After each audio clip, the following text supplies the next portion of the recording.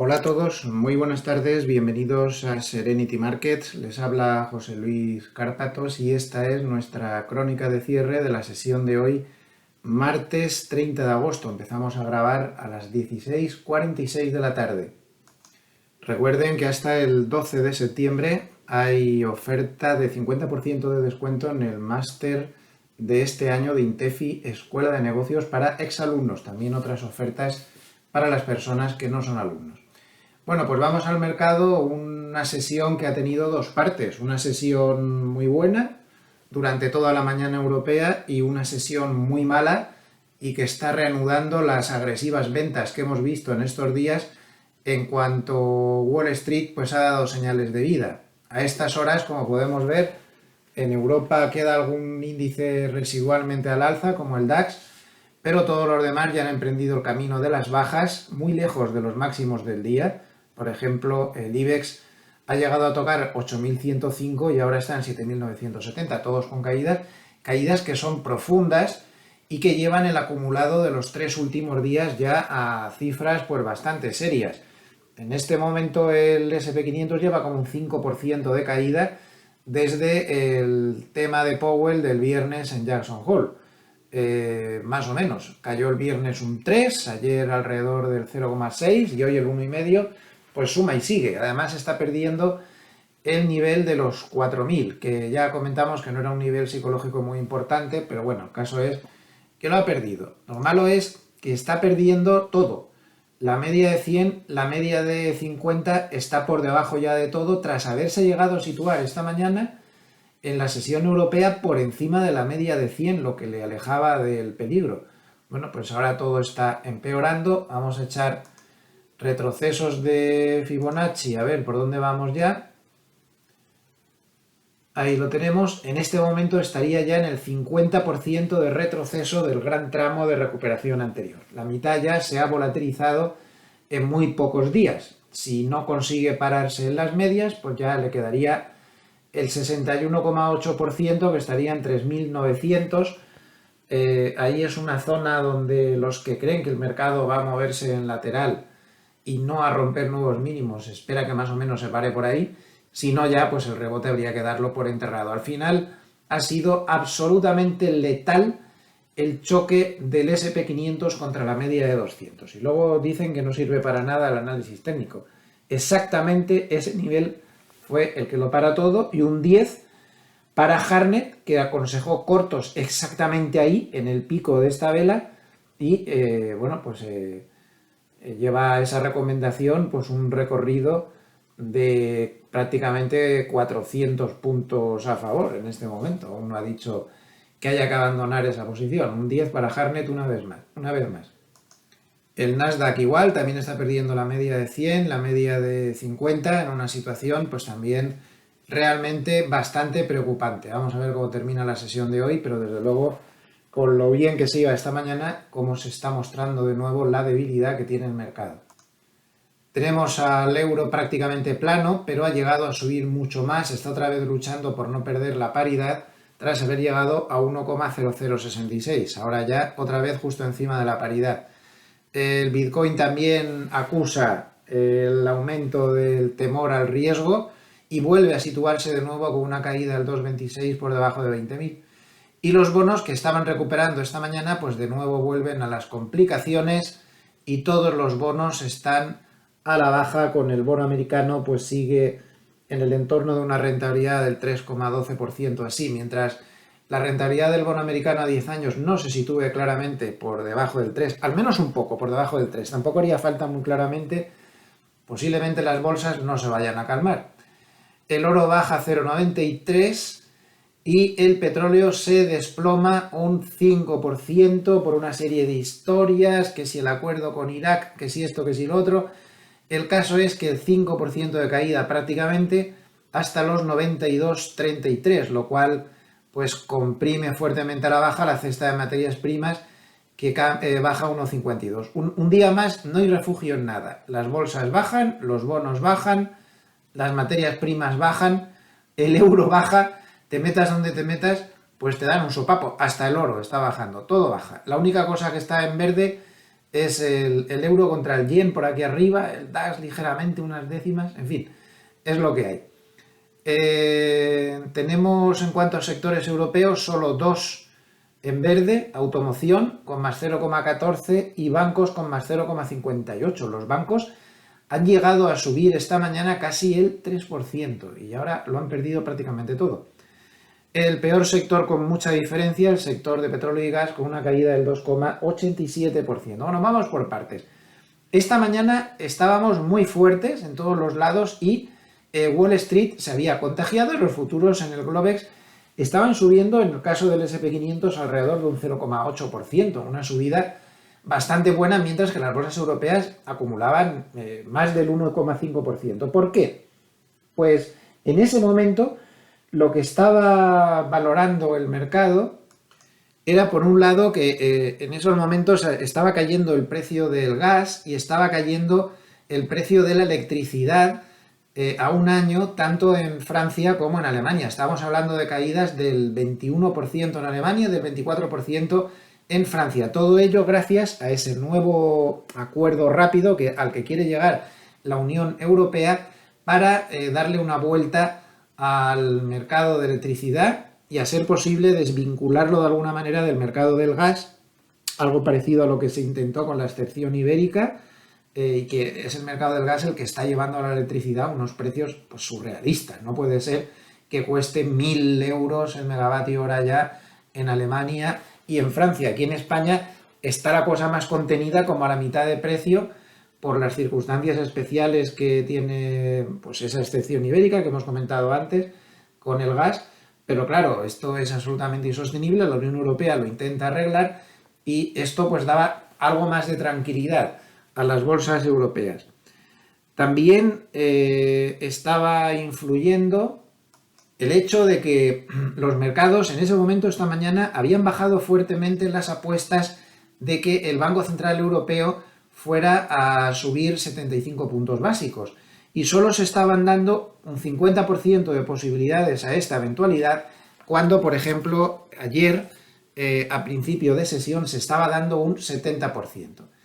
Y toda esta percepción favorable que tenía el mercado, bueno, también ha tenido un dato de IPC en España que, sin ser como para tener mucha euforia, quedaba en el 10,4%, bajando desde el 10,8% anterior, y cuando había una estimación de 10,7%, a mí me ha sorprendido mucho la declaración que ha hecho la ministra de Economía española, Calviño, tras el dato, diciendo que esto mostraba que la inflación había tocado techo. Yo, francamente, creo que se equivoca y eso no se puede afirmar en el caso de Europa. En el caso de Estados Unidos podría ser, pero en el caso de Europa parece que no es exactamente así. Pero bueno, todo esto animaba. Además, hay que recordar que los mercados oscuros sigue incrementándose el volumen comprador en toda esta fase amplia de bajada. No se está correspondiendo con una disminución del volumen comprador, estas violentas caídas, que, como decía antes, ya están en el 5 o el 6% en 3 días tan solo, sino que el volumen comprador incluso aumenta ligeramente.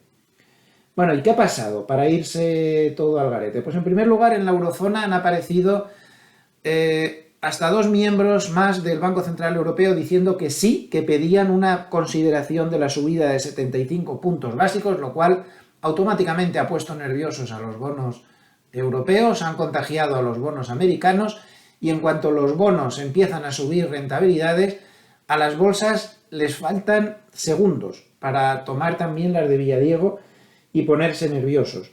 En segundo lugar, tampoco ha gustado absolutamente nada a los mismos mercados que acabamos de citar el hecho de que el IPC alemán, que se ha dado a las 2 en punto de la tarde, ha quedado en el 7,9% desde el 7,5% anterior, y cuando se esperaba un 7,8%. O sea que de techo en la inflación nada, señora Calviño, yo no estoy de acuerdo. Una décima más de lo esperado y, bueno, pues lo de siempre es que esto en Europa no se está viendo, como sí que se ve en Estados Unidos, que de verdad la inflación pues vaya a tocar o esté tocando un techo, que esté cerca de hacerlo, es que no se ve por ningún sitio. Así que problemas con este dato. Y bueno, lo que digan los miembros del Banco Central Europeo también hay que mantenerlo con una cierta prudencia. Ya saben mi total discrepancia con la forma de actuar tanto del Banco Central Europeo como la Reserva Federal. Yo creo que lo han hecho muy mal. Por eso me sorprende mucho cosas como que ayer Cascari saliera pavoneándose de que estaba muy contento de la caída del 4% de las bolsas el viernes, porque por fin se había entendido lo seria que era la Reserva Federal afrontando la inflación. Me parecen unas declaraciones patéticas, dignas de una sanción, pero bueno, es lo que hay. Y voy a recordar, echado a mano de hemeroteca, voy a recordar lo que decía el Banco Central Europeo aproximadamente a esta altura del año, pero en 2021, o sea, hace un año. ¿Qué decía el Banco Central Europeo? Decía... la inflación llegará como máximo en la zona euro, ya saben que está por encima del 7 y pico por ciento, llegará al 3,1 al 3,1 y en el 2022 la inflación estará en el 1,7%. Hemeroteca del año pasado por estas fechas. Ya ven lo fiabilísimos que son todos los comentarios que hagan los miembros de la Reserva Federal, empezando por ese abogado al que han nombrado jefe de economía a nivel mundial, que es Powell, que no deja de ser un abogado y no un economista. No digo que un abogado no se pueda hacer economista después, pero simplemente digo que es curioso para estar en un cargo tan altísimo como ese. Bueno, pues todos estos son los mimbres que iban empezando a complicar la sesión, pero el remate ha sido cuando se han publicado en Estados Unidos dos datos macro que han dado mucho miedo al mercado y que automáticamente han hecho subir rápidamente al dólar, caer rápidamente a los bonos y desplomarse las bolsas, que han llegado a caer pues hasta el menos 1,7% aproximadamente el SP500, ¿no? ¿Qué datos han sido estos? Pues por un lado hemos tenido el dato de confianza del consumidor de Conference Board, que ha quedado pues francamente muy bueno, 103,2 cuando se esperaba 98, y en segundo lugar el dato de anuncios de empleo abiertos, que ha llegado a 11,24 millones de anuncios, 11,24 millones de anuncios cuando se esperaba 10,37 millones. Este dato, que parece una tontería, es muy seguido por el mercado porque no deja de ser un fiel reflejo de cuál es la situación del mercado laboral. Si se fijan, es que hay muchos más anuncios de empleo que parados, ¿no? Entonces, y encima ha quedado muy por encima de lo esperado. Esto ha puesto nervioso al mercado, que automáticamente ha dicho, ostras, datos macro buenos en Estados Unidos, eso significa que la Reserva Federal aún nos va a atizar más duramente en los próximos tiempos. Ese ha sido la rápida deducción que han hecho los mercados. Así que, pues así estamos. Twitter con problemas toda la jornada porque Musk dice que va a rescindir su contrato de compra, los de Twitter dicen que no, y ahí han estado peleándose durante todo el día. Interesantes declaraciones de McElligott. McElligott hoy ha dicho que él sigue pensando que el mercado se moverá en lateral en los próximos meses, que no ve grandes desplomes. De hecho, su pronóstico es que en las caídas pues se paren en el entorno del 3.900 o por ahí. Hoy se ha acercado bastante, y que en las subidas pues se paren en el entorno de 4.300, 4.300 y poco. Ha dicho que a corto plazo volvían a estar las bases puestas, no que vaya a suceder, sino que estaban otra vez las bases puestas para que hubiera posibles cierres de cortos bastante fuertes, que se podían dar ya en cualquier momento. Especialmente se basa en una cosa que yo creo que requiere toda nuestra atención, y lo he dejado para el final porque es importante y quería hablarlo con calma. A ver, este es el tablero que suele publicar McElligott con las posiciones de los CTAs, Commodities Trading Advisor, que como saben pues son una serie de asesores que mueven bastantes miles de millones de dólares en el mercado norteamericano. Esta comunidad de CTAs estaban largos del 19% el jueves pasado, y en solo una sesión vendieron una fortuna, muchos miles de millones de dólares en futuros del SP500, para pasar del 19% cortos al 100% largos, o sea, su posición máxima corta, perdón, del 19% largos al 100% cortos, que es su posición actual. Ya se pueden imaginar la burrada como les acabo de decir, de miles de millones de dólares, creo que he dicho de euros, de miles de millones de dólares que se vendieron en futuros en esa jornada y arrastraron al resto de mercados. También están 100% cortos en Nasdaq, 100% cortos en Eurostoxx, 100% cortos en DAX, en CAC, en prácticamente todo, menos en el Nikkei, donde aún están con la posición máxima larga. Bueno, pues queda explicado con esto de sobras por qué la exageración de la caída del viernes, que ya no se extrañaba, porque por mucho que hubiera dicho Powell, todo ese desplome tan grave que rozó el 4% en el SP500, pues parecía excesivo. Claro, fueron estos señores. Claro, ahora ya no tienen más que vender. De hecho, la casilla de donde venden más está vacía, porque ya lo han vendido todo. Lo que habría que fijarse es en dónde van a cerrar esos cortos. Ahí tenemos como una fotografía fija que sabemos perfectamente que en caso de un rebote hasta ese nivel, el rebote se aceleraría a la misma velocidad que se aceleró la caída cuando saltó su punto de venta, que fue aproximadamente, me parece recordar que era el 4040, el 4050 o algo así. Ese nivel es el 4126 en este momento, 4126. Es decir, tendría que subir el SP500 por encima de la media de 100, eso ya de por sí podría provocar cierres de cortos antes de que saltara el nivel de los CTAs, y más o menos por aquí saltaría ese nivel. Ese tipo de cierres tiene tal potencial que en caso de llegada podría acercar otra vez el mercado a la media de 200. En cualquier caso, además de la media de 200, lo que tenemos que tener en cuenta es que ahora hay una directriz muy clara que todo el mundo la tiene echada, todo el mundo, y que más o menos pasa como por ahí, un poco más abajo de la media de 200, en el entorno del 4280, esa directriz que la he puesto un poco más negra al situar el cursor encima. Y nada más, resumiendo, pues un mercado que ha intentado rebotar esta mañana con buenas noticias para Europa, con bajada de los precios de la energía, electricidad y demás,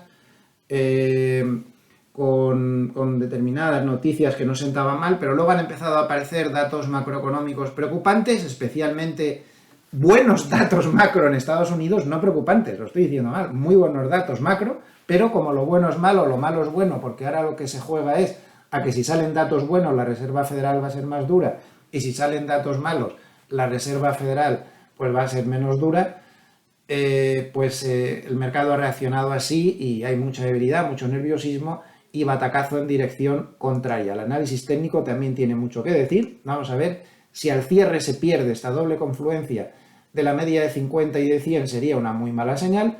Si de aquí al cierre al menos consiguiera estar por encima de la media de 50, pues podría ser considerado como un intento de ruptura falso. No se sabe. De momento, un mercado que desde el choque con la media de 200, pues ha entrado en una fase de caída. Ahí la media de 200 ha mostrado todo su poder, mientras se mira de reojo a unos bancos centrales que tienen muy poca credibilidad. Francamente, ni el que asó la manteca se cree ya nada de lo que diga ni el Banco Central Europeo ni la Reserva Federal, que llevan metiendo la pata pues demasiado tiempo. Una cosa es que metamos la pata nosotros, usted, yo, que estamos solos sentados aquí en un despacho, y otra cosa es que la metan pues personas, entidades que tienen pues una legión de economistas a su servicio, que no tienen otra cosa que hacer que estudiar cómo está la situación económica, pero que parece ser que no es lo suyo. Muchas gracias a todos, amables escuchantes. Nos vemos a nivel de vídeos en el de mañana sobre las 8:30. Que pasen una buena tarde y que descansen. A las 6 tenemos a Carlitos Alcaraz en el Open USA, si no me equivoco. Hasta pronto.